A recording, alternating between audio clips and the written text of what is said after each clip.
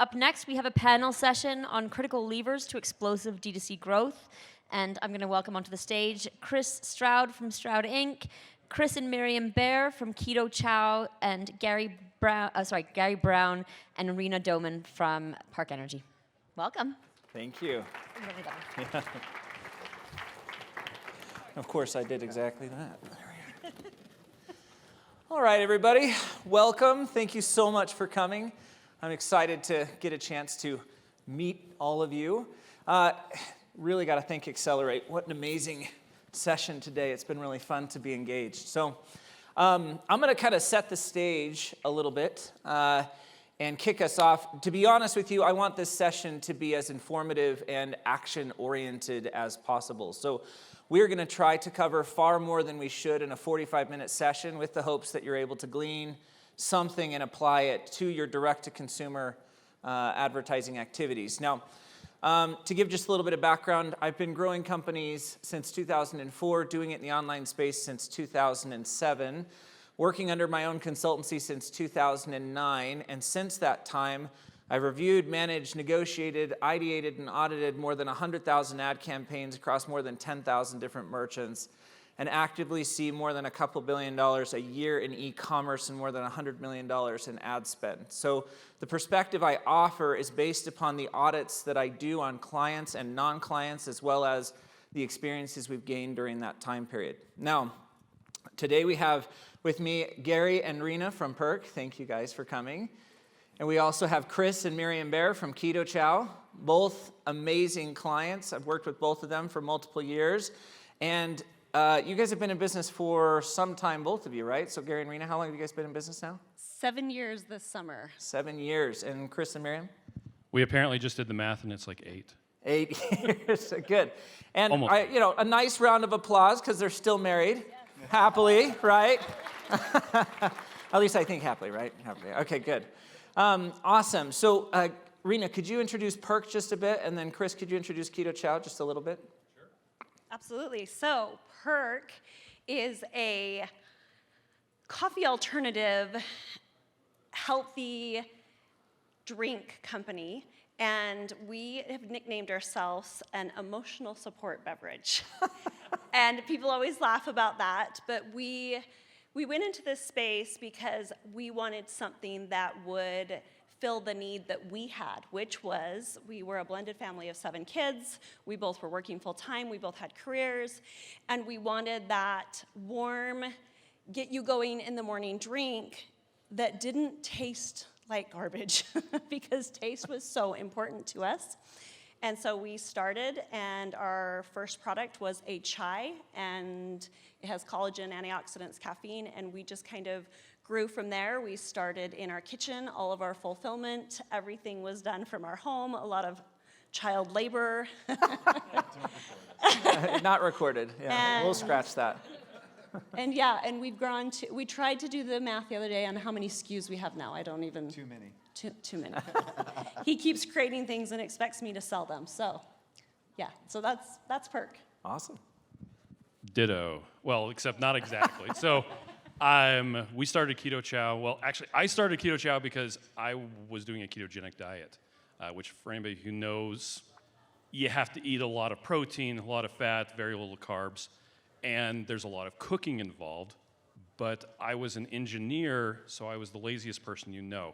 Turns out I'm actually an essentialist. I want to do the things that were important instead of the things that weren't, like cooking. So I came up with a recipe for a shake.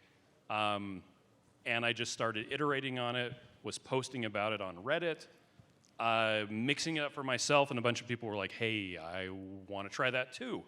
So we started selling it. Child labor was involved. Friends this is and not family. One of the applications, just so we're clear. And it just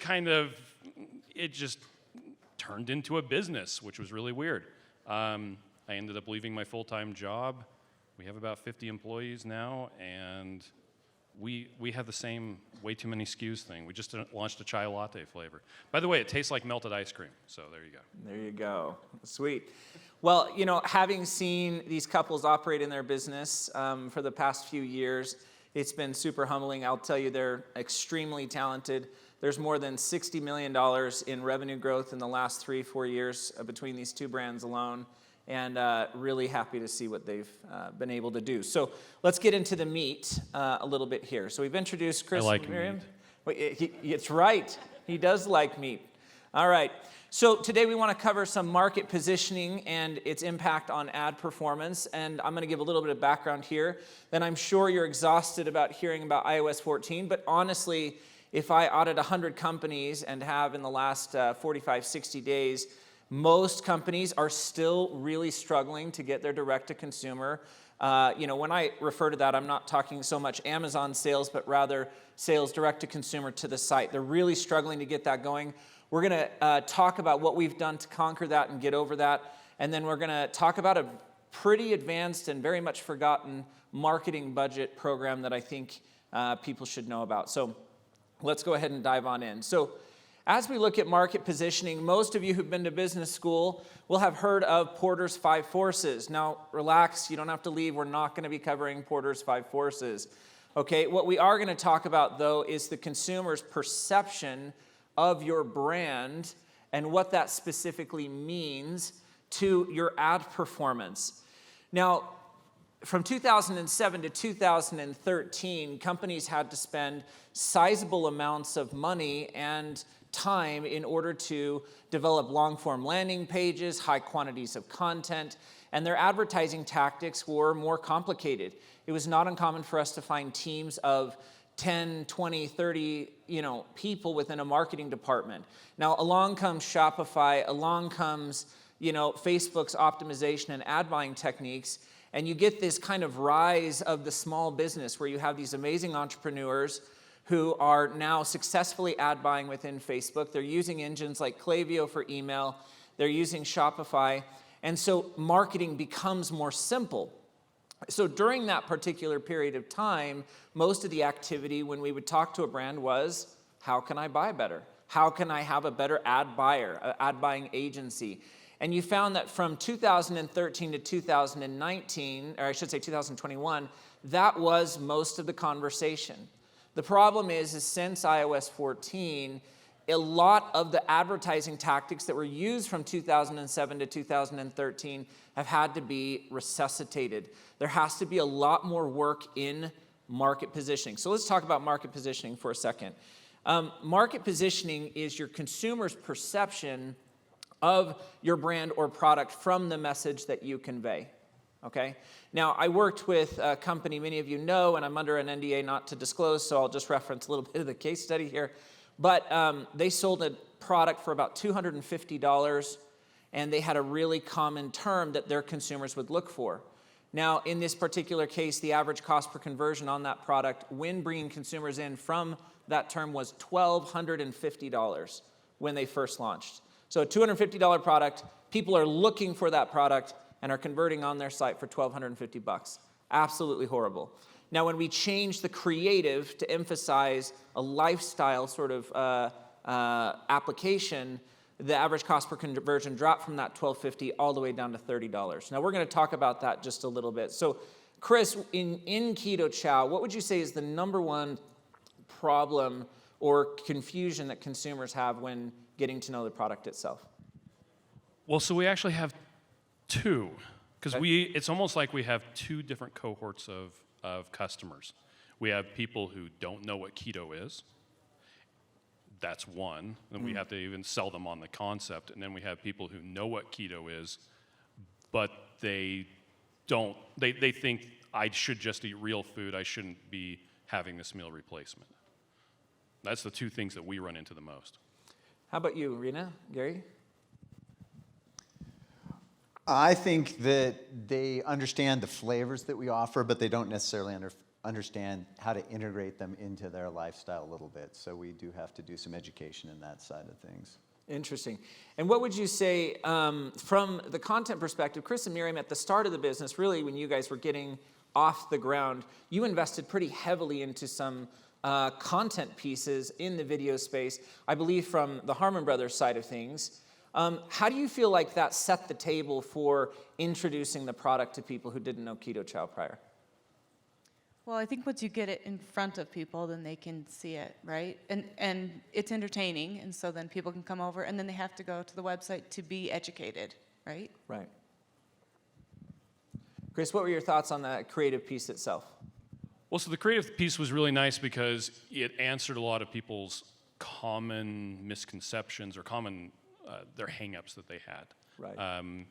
The team that we worked with at Harmon Brothers, they did a great job at really quickly just going through all of those so that it could allay their fears and we could move on to getting them to try it. And then since then, we've done additional similar things with them as well. Fantastic. So let's talk about the creative impact for a second. Market industry averages. You want to make note of a few of these statistics, okay? First off, your creative is underperforming inside of Facebook if you're averaging a click-through rate on the link click beneath 2.5%, okay? That means that typically you're seeing too much of a difficulty in one of two things. One is you're either poorly choosing or selecting your ad buying optimization within the channel, and or your creative does not actually resonate with your target demographic. I worked with a company called Upright Pose. They have a device that sits on the spine and vibrates when you hunch over, encouraging you to sit up straight. When they first got started, at about $3 million in revenue, is when we got to know them. They legitimately had thousands of completely negative and or irrelevant comments on their social piece, and their average click-through rate on their ads was roughly 0.7 of 1%. Now, the average picture and video they used was a man sitting at a desk with a white-collared shirt working at a computer. And they would get random comments like, I hope the Bulls win the championship, I hate Donald Trump, or any random assortment of anything else you can think of. It was literally 50% of thousands of comments were dropping into those relative posts. So when we changed the image architecture, and we're going to talk about this in just a second, when we changed the image architecture to reflect a man or woman sitting at home working from their computer in athleisure apparel, in less than a week, all of those negative comments disappeared organically within the Facebook engine. We didn't change the audience. We didn't change our optimization. We didn't change any of those things. Rather, we changed the image architecture. So what am I trying to convey here? Many of you are struggling to get the responses in Facebook and other engines that you want, not because your ad buyer is a poor ad buyer, not because Facebook is failing, but rather because your creative is not aligning with the resonance of your target demographic. So how, in essence, do we create that alignment? Now, we have a process we've called the market acceptance test, wherein we go through a variety of testing stages, everything from messaging, intentionally the copy. It is then boiled down into the value propositions and tested across image architecture, as well as then third-party voice. Now, we're going to talk about this in just a second. But Gary and Rena, in your particular case, given the unique application of your product, right, where do you think most of your consumers, what is the value proposition that has stood out to you most with them as you've continued to grow in your business? Oh, I think we offer them an experience. When they use our product, they have an experience. It's not just something they consume. They have something that is almost romantic. So that's how I like to see it. I love it. Well, and that truly came from the customer themselves, not from us. That wasn't actually this very specific message that we were trying to get across in the beginning. It was more us listening to what they were telling us was happening when they were experiencing our product. So we were hearing these stories of their morning moments and their experiences, and so that's what we were like, okay, we are hearing you, and that's what we're gonna help share with others. And it seems to me that as we progressed, the demand wasn't, do I want Perk in my life? It was a matter of, I now want it in a million different ways. Now, when you guys first started the business, how many flavors did you end up having? One. And today, roughly how many would you say you carry? 30. 30. Here's a simple screenshot of some of the Perk flavors that you've worked into, right? This is a little bit, cathartic, I think, maybe a counseling session after we've gotten into this much development. So in the case of like the flavor development, what do you find is the consumer response each time in your particular case you're injecting a new flavor into the ecosystem? I think we find that there's, everybody has some, the flavors and the notes that they love. So you will find people who will be super passionate about a new flavor, and then you'll definitely have a few people who like just kind of reject it as a concept. So you have to be willing to accept that there is no such thing as a perfect flavor for people. That makes sense. But that being said, we say that there is a perk for everyone. And I feel like we've gotten into this rhythm as we go along. In fact, we have another one launching in 2 weeks, and we just did a teaser 2 days ago, and it was give us your guesses, and it's almost disturbing how accurate some of these guesses are getting, and we're like, okay, we hear each other. We're there. That's amazing. That's amazing. It's interesting because if you go back to the architecture we were just covering here, when you're trying to align your market position, part of the process of aligning your market position is really understanding the core values that your brand can bring to the table. Now, I have met fans of Perk. I have met people who consume Perk, and most of the time the question isn't do I want to buy Perk? It's literally, how can I get this specific flavor or these flavors and as much as I can possibly buy, right? They will go clear out store aisles of a particular flavor because they're that in love with the product. Now, taking it down to actionable stuff, all right? Let's get into improving the Facebook performance. One of the first things that Gary and Rena did when we started working with them is they developed what we call a messaging constitution. Okay? Now this document comprises, it's not a marketing copy document, it's rather a housing of truths about your relative brand or your product or your business. The first tab within that document is referred to as educational. In that, you should list off every single aspect about what your product is, how it works, how it can be used, and the other applications. You then have a necessity tab, which is focused on why someone would need your relative product. The third tab is lifestyle impact or implication. Now, in the case of Perk, we found that in their case, lifestyle application combined with flavor has been the most predominant, highest performing message within the ecosystem. For you, Chris and Miriam, what do you think is the strongest message that you have found over the years after we've gone through some of these testing processes?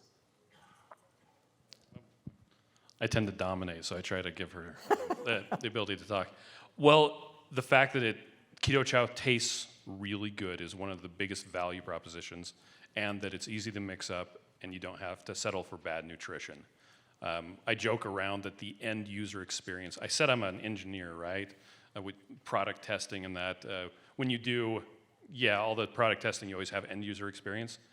What I'm looking for is when people get to that last drop, they put the bottle up and they're just trying to get a little bit more because they're sad that it's gone. Whereas most people's experience with a shake is it's gritty and it's gross and it's chalky and they're just trying to have to choke their way through it. And that's not how we do it. Yeah, no, Chris, if you get to know Chris in that particular development process, like many entrepreneurs spent, how long was it that you lived on Keto Chow alone? Well, I did multiple runs at it. The longest I ever did was 100 days. I did 298 consecutive meals. I forgot to eat twice. But it was 100 days. Amazing. And if you put the person in charge of product development living on something, it tends to end up tasting pretty good after a while. Well, so it's amazing here because if you think about the messaging constitution I just went through and you talk about the educational tab, Chris, Miriam, Gary, Rena, they were the experts on their product. But when we ran that messaging constitution past the people in their business, there was a massive amount of information that their vendors, their contractors, internal team members didn't know, didn't have that same information, didn't understand the application. So that messaging constitution serves two unique purposes, and you guys need to remember this. So the first is by completing the educational values and truths, the necessity elements, as in why the product is needed, and then separately the lifestyle application. Now, lifestyle can be a bit confusing. Lifestyle is who the person becomes with your product. It's not about your product. It's not, like if you guys remember Owlet Care, the little heart monitor and sock for Owlet, that monitors the infant's heart rate and oxygen level. In their case, when working with them, their value proposition was the peace of mind that a mom would have at home. Our best piece of creative was mom asleep in bed, exploding in that case. So lifestyle is what your product does for the user. Now, in this messaging constitution, these owners here were the experts, but that information wasn't getting passed down into creative production. It wasn't getting passed down into vendors and ad buying. So by simply creating the messaging constitution, it allowed us to then move into a delineated list of value propositions. Typically, this will become 40 to 60 unique value propositions, okay? So you build the document, you delineate into a value proposition-based list, and then you move into copy and copy testing. From that particular case, you go through 3 stages of testing against your target demographic, typically a lookalike audience, and you'll begin to see your winners. And like I said, your click-through rate inside of Facebook should be between 2.5 to 4.5% if you're hitting your target demo and if you've aligned in resonance. Now, moving forward here just a bit. Let's see here. Okay, let's talk about new customer acquisition. In a nutshell, this is definitely the bane of all the businesses we come across, right? Definitely the hardest thing. Now, Chris and Miriam, what would you say is the average time a consumer, average lifespan of a customer within your business? So I think we actually did this, looked up this on a call, and did you say 3 months? I think, it's like 3 or 4 months is the average. Oh, sorry, entire lifetime period of your customer. Lifetime value, lifetime period. Well, a lot of times we have people who stop doing the keto diet, and so they're dropping off. Yeah, that's right. Total lifetime value, I think we ended up with like $375. That's right. Something like that. That's right. Okay, and what do you think is the reasoning behind the consumers in your case initially coming and lasting that 3 to 4 month window? What do you think prevents them from continuing onward? Well, some of it is they stop doing the diet. Some of it is, I don't know, finances might be hard. And from my recollection, we tend to have this cohort that are just crazy. I mean, they're diehards. They latch on and they just go nuts. And they'll typically last for years, right? Yeah, like 3 or 4. Yeah. So Amazing. How about you, Gary and Rena? What would you say is the average lifetime value of a customer that you've taken? Well, lifetime value would be around, it's 18 months we generally get revenue, and then, it's around $900. So it's pretty, we establish a relationship with most of our customers. We don't have a subscription program, but our consumer behavior is subscription-like. There are some technical reasons we don't have a subscription program, but we don't feel like it's going to be as big a lift as most people would expect with it because we do incentivize multiple unit purchasing. So they already behave like they're subscribing. So wonderful. It's interesting because in both cases, in both of these cases, Keto and Perk have determined through their work, through the development, to begin to invest into new customer acquisition a little bit ahead of that first purchase, right? And this is a key nuance. From 2007 to 2013, it was much more common to find companies that were investing anywhere from 2 to 5 months of their existing lifetime value in order to acquire a customer. So if I have a $300 lifetime value, I might be willing to invest $60 to $70 into that acquisition, even though the first AOV might be as low as $45, $50, $55. And from 2013 to 2021, that became a little bit of a forgotten tactic. and a lost art, as it were, within the companies we audited. We had too many companies that were like, I have to be profitable and I want to see exponential growth within the very first purchase. And that's just too difficult in a lot of the advertising environments that we live into, that we head into today. So part of the difficulty with new customer acquisition is this lack of understanding of cash flow. Now, just by a show of hands here, how many people are working with a business that sells a product to consumers directly? How many of you are willing to invest today, are actively investing the first 3 months of that lifetime value into acquiring a new customer? You guys, by not being willing to invest or at least build a business model that can support that investment, you are allowing the few people who are, to reach outside of market competition. See, you're not competing against people that are just selling your same product or service or substitute products or services. You're competing against anyone who wants your consumer's attention, because these are generally open marketplaces. So if you're not willing to invest ahead of that lifetime value, which means you have to understand your cash flow, you will not have the same ability to exponentially grow.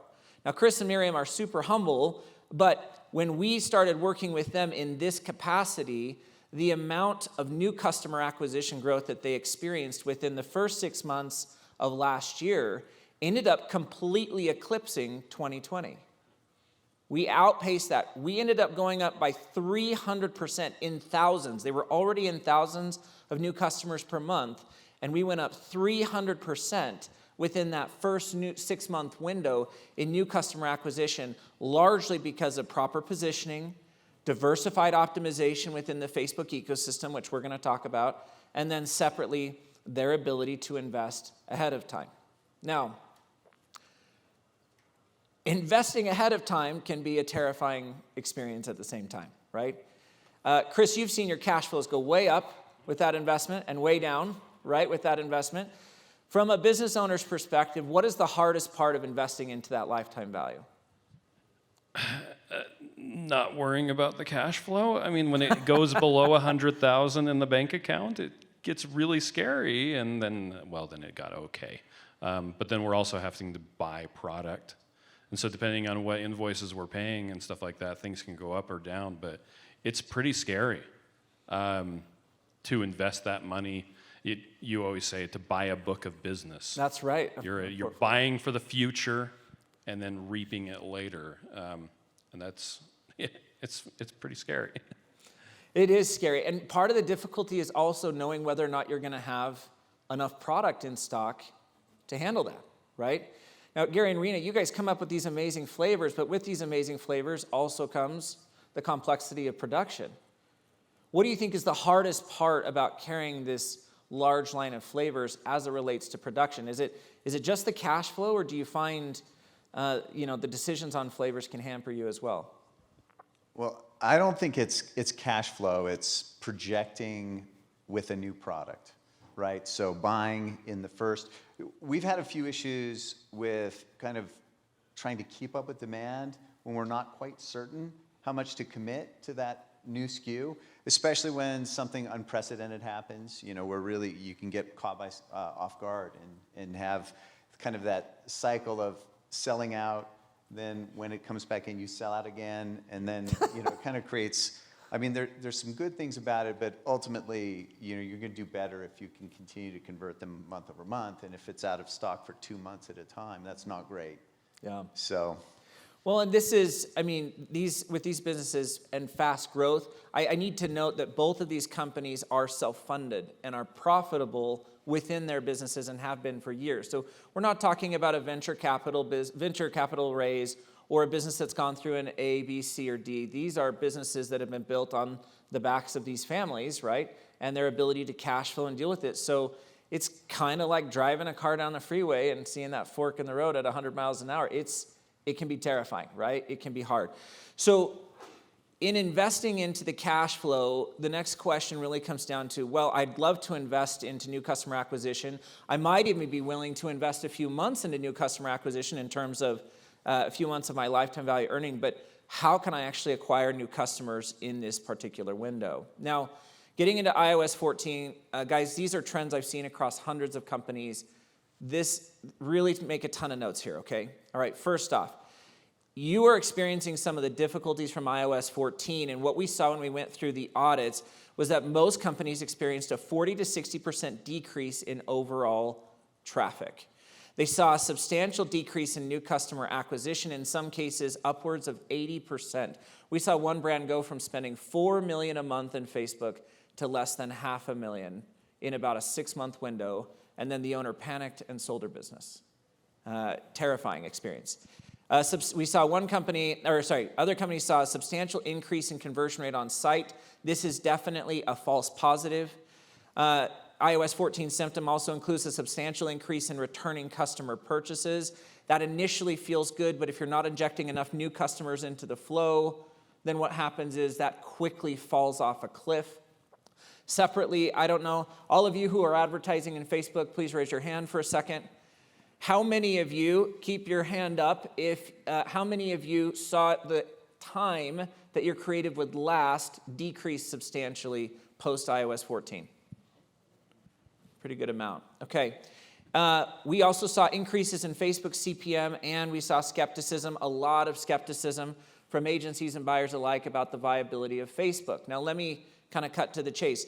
Facebook is an extremely profitable engine. It is still extremely viable. The problem wasn't necessarily Facebook as much as it was people's understanding of the advertising tactics that have to be taken at a holistic level. Let's walk through a quick example. So we began to diversify our ad buying inside of the Facebook ecosystem. Why? Because the purchase optimization inside of Facebook turned into a glorified retargeting tool. With only a 7-day cookie window, you hit that 8th day, those consumers, your existing customers are getting hit again and again and again. So what do you see? You see your conversion rate on site go up because the only people coming to the site are those who already know you. You see your new customer acquisition fall through the floor. You see your existing customers go up because Facebook's hitting those same people over and over again. So to get past this, we began to diversify optimization, and one of the things we did is we began injecting large quantities of new traffic into the add to cart optimization inside of Facebook. Now, before all of you get up and run from the room and say add to cart sucks, okay, we had a problem because we kept seeing holistically our revenues climbing by sizable quantities, but we saw our ROAS in Facebook declining. So I contacted Facebook and I said, what the heck is going on here? I can see my purchase optimization improve, as in my ROAS inside of purchase optimization improve when I add in new traffic through the add to cart optimization, and I'm seeing my overall ROAS out of Facebook decline, but the add to cart optimization isn't getting any trackable sales. And this is what they wrote me back. In all cases where a purchase-based campaign and a website add to cart campaign are hitting the same user, despite the order of engagement, if the conversion happens, Facebook in this case, will assign credit for the conversion to the purchase campaign. Guys, that is a massive oversight. What that basically means is, and you do need to always be running some form of purchase optimization, you will not see a ROAS calculated into the add to cart optimization. So there's no way in which your buyer is going to look at that add to cart optimization and say, oh, that's the gal for me, right? They're not going to enjoy it. You're going to look at that ROAS and you're going to say this doesn't work, and you're going to go back to purchase-based optimization, which struggles in injecting new top-of-funnel traffic, new shoppers, and this is a key point. Now, if you don't have enough new shoppers, and you would quantify shoppers as the amount of people adding your product to cart, by a show of hands, how many in the last 30 days have reviewed your add to cart trend on your website?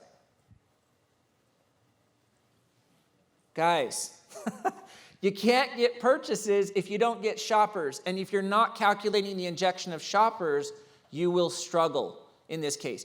Now, as we begin to do this, we went ahead and Chris and Miriam, thank you for being willing to show some of this data. So this is some of the growth trends that we've seen from Keto Chow since we started growing. Now, we're going to go through here. It's a little hard to see. The blue line is the trend line of new customer acquisition.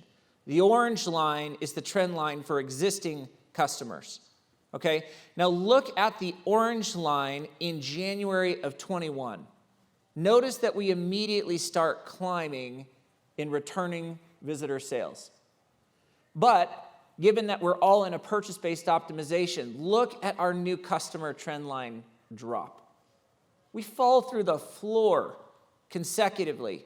Now, in December of 21, after running a number of beta testing opportunities with the Add to Cart blend across a number of companies, Chris and Miriam were very patient and reluctantly agreed to allow us to begin injecting the top of funnel Add to Cart traffic, which was a terrifying experience.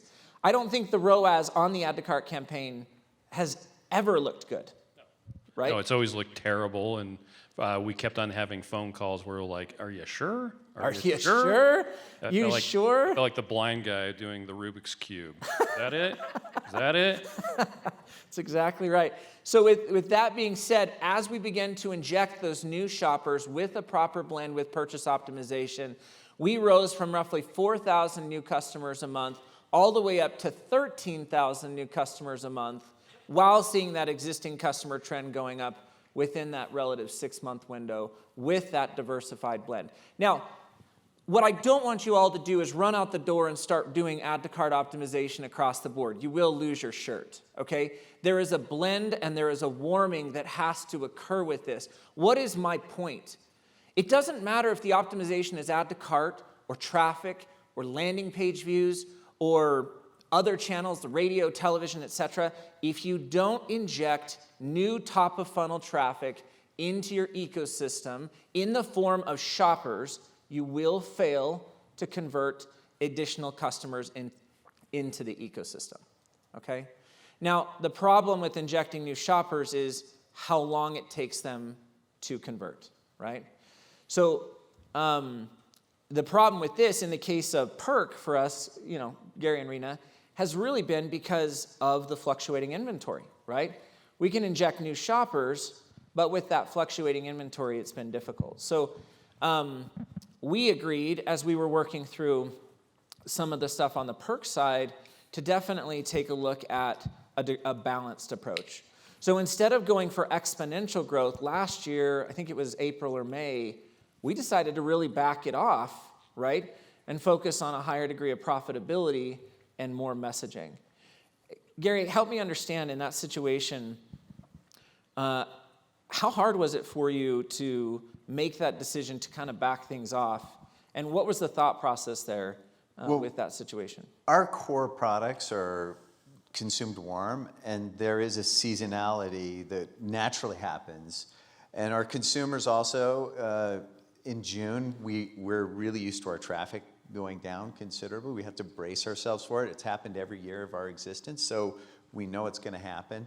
And we do try to resist that, but we also don't want to be spending into it at the same time.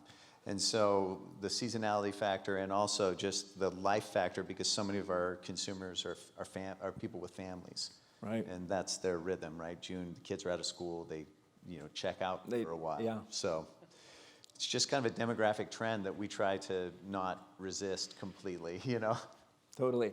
And in the case of specifically retooling the formula, you guys came to me last year and said you thought it would be important to kind of take a new approach towards the formulation.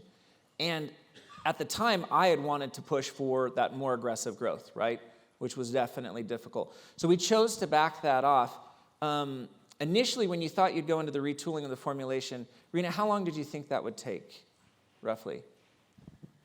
This feels like a horror nightmare story from last year.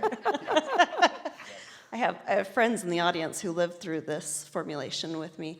Our core product, we did a reformulation after listening to our customers, and as we were expanding into grocery chains, we knew that there were some things that needed to be changed, some ingredients that needed to be supplied from different suppliers that could keep up with the demands that we had as we were growing on DTC and growing on wholesale. And that initial transition was supposed to be 2 weeks. And yeah. Not funny, Chris. This hurts. And we had an ingredient that created a pH balance, and our 2 weeks turned into 3 months. And returning product to customers, full on sending them completely new canisters. It was a lot of money out of our pockets because we knew that we believed that what we were doing was best for the consumer. We knew that they trusted us, and so we really leaned into this process. And it was painful, but we had a big picture. I love it. And what was so amazing about that conversation is it was a hard conversation. We were emotionally torn. I remember sitting back and being like, but we want to grow, but we need the margins, but we got to fix the product. And so in that situation, I think this is the critical application here. Too many of us are in the mood to grow our business every single month, when in reality, the growth of new customer acquisition, the growth of the business is a degree of ebb and flow. When we launch new flavors, our customers are more excited to purchase, right? And one of the key elements to success is learning to be profitable so that you can have a degree of ebb and flow without having to run and get an investor, right? And that's definitely been a hard thing for many of the companies we've come across. I've probably had more than 20 companies come to me for an audit in the last 6 months alone, saying that they'll be out of cash within 4 to 6 weeks and are hoping we have an investor to introduce them to, right? You have to go into this in the long haul. So do you need new customer acquisition? Yes. Do you need to diversify your optimization in Facebook? Yes. You have to inject new shoppers. But if your business model is not healthy, right, in that you have improvements you have to make, and those can be costly or time-consuming or affect manufacturing, learn to take a healthy step back to readdress that. Now, we were able to do that, changed our buying, increased our margins substantially. We got into Q4 and had an equivalent year to the year prior, despite the fact that we'd pretty much taken a proverbial new customer acquisition step back for 3 or 4 months. And today we're in a far better position to move into additional expansion, retail, flavors, formulation, etc. So it's been I just have to say I was so proud of their ability to take that emotional step back and also not run and try to get sizable amounts of investment capital, right? Guys, I love investors, and there are great investors, but in most cases they add more stress to the situation because they have their own vision than what you often see otherwise. You keep on telling me that you want to invest in Keto, Chow. Of course I do. Dude? I am the right investor. No, it's so good to see companies that can maintain a degree of independence investing into it. So as you're looking at growth into the future here, I think there's a few key elements to keep in mind. You have to have sufficient cash flow to invest into the new shoppers. You need to be able to invest into your positioning from a product line. And you have to be able to operate what we're saying here is a dual marketing budget, okay? Now, from 07 to 13, most of the companies I came across, Groupon, Living Social, I mean, we're talking like hundreds of millions and billions of dollars in growth. They would maintain one budget in terms of new customer acquisition, and they would maintain a separate budget in terms of their existing customer acquisition and marketing. And if you don't learn to separate those two things out, what often happens is you end up spending far too much in one of those, different categories. I'm either overspending in my returning customers, or I'm overspending in my new customer acquisition and letting my existing customers kind of not continue to purchase in the same way. So as you guys, and we're running a little bit out of time, so I'm going to jump ahead here. Try to mathematically begin performing calculations where you can separate out how much of your budget is going to go into the investment of new shopper acquisition and its relative lifetime value, and then separately a secondary budget for your retargeting and existing customer earnings. Now, to do this, it's important that you understand your lifetime value. So in the case of all of our clients, including the 4 that are sitting here, we do a calculation on LTV for a 2 to 3 year window. And then we determine how much of that budget we're willing to invest into getting that returning customer to come back. And then we begin allocating that by month, and when applied 100%, you begin having a rolling budget of returning customer advertising that you can begin to dedicate and invest into. Now, what we found is that when we do this, we ended up seeing our overspend in new customer acquisition decrease by 50, 60%, because we were just being too aggressive, right, in some of these cases. So it's a fascinating circumstance that we've obviously run out of time to talk about. So anyways, I think at this point we're supposed to open up to questions. Is that right? Okay, fantastic. Yes, I don't think it's on yet. It's yours. Hi, everybody. Are there any questions in the audience for the panel? Yes, I think. And we feel should free to have ask a runner. just about I anything. think, Go ahead. Bring you my. One of the questions that I have actually is regarding Facebook. Feel free. One of the questions that I have is actually in regards to Facebook marketing. And this is actually a common problem across like RMNs and everybody else except for Microsoft and Google. Attribution. Do you trust what's in FP Manager? No, not even close. Exactly. So I don't trust it at all. Yeah, go ahead. So that is, I mean, me as a paid media manager, that's one of the problems that I have. What is the true North Star? Oh, guys, my heavens. If you will connect with me, I will send you a document that shows statistics and how truthful they are.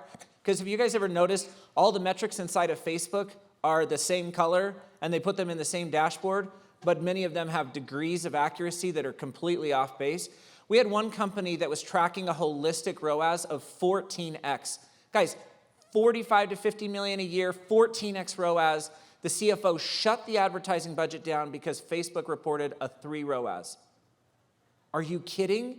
We had to panic, go back on, turn it on. So here's the thing, there are holistic metrics like your trademark term impression trend. You should be bidding in Google on your brand terms. When you see your trademark terms skyrocket up, that typically is an indication that you are seeing creative resonance within the Facebook ecosystem and you are hitting new customers.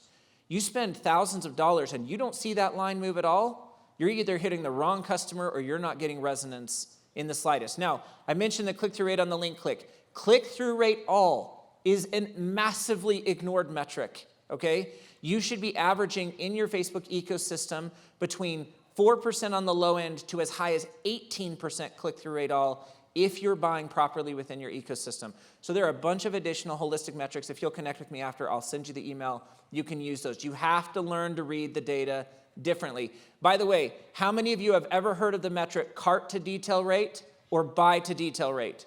Show of hands. If you're not using it, you are losing your shirt. You've got to use it, okay? Again, I can help you with that if you want to doc on that. Any other questions? Here.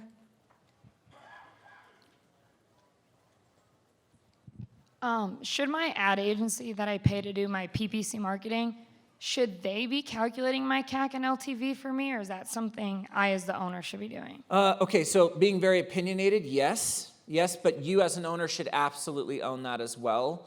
It's not a difficult calculation once you get used to it, but if you've never been shown how to do it, it can be intimidating. Again, connect with me and I can connect you to someone that can show that. By the way, I'm not an agency. I'll just point you in the right direction, okay? Now, to be clear, the agencies in many ways tilt to the Facebook ROAS metric, which is how they change their buying, which will not work today and age if you want success. And that's a broken relationship. You have to get them to care about your holistic earnings and only use Facebook metrics as indications of progression. Okay? So other questions? I think we are actually over time. Oh, I sorry. think what I should probably suggest, sorry, I'm going to come back on stage. We're good. 5 minutes over. I think maybe if you can connect offline or go and find these guys and ask questions. Thank you, guys. Appreciate it. So sorry. You're good. Clearly a great panel.